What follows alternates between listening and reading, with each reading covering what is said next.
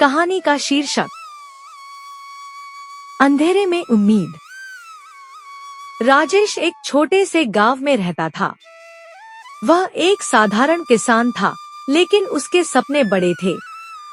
वह हमेशा सोचता था कि कैसे अपने परिवार की आर्थिक स्थिति को सुधार सकता है। एक दिन गांव में एक प्रसिद्ध उद्योगपति श्रीवास्तव आए। उन्होंने कहा वे अपने नए प्रोजेक्ट के लिए एक टीम बनाने जा रहे हैं और प्रतिभाशाली लोगों की तलाश में हैं। राजेश ने सोचा कि यह उसके लिए एक सुनहरा अवसर है। उसने श्रीवास्तव से मिलने का फैसला किया, लेकिन रास्ते में एक खतरनाक मूसलाधार बारिश आ गई।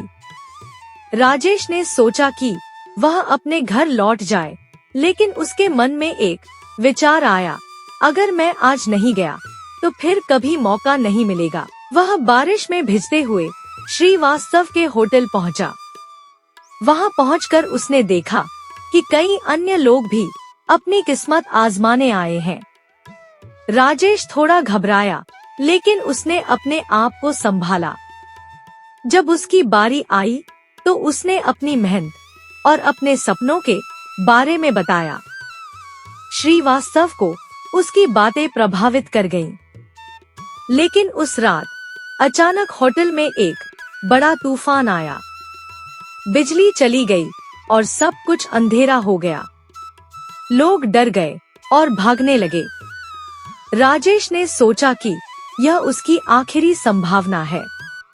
उसने फैसला किया कि वह इस अवसर को नहीं गंवाएगा।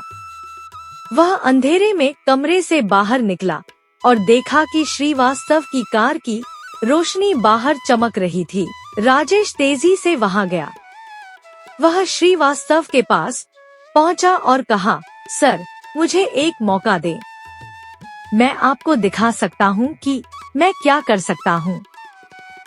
श्रीवास्तव ने उसे ध्यान से देखा और कहा, ठीक है, लेकिन यह तुम्हारे लिए एक चुनौती होगी।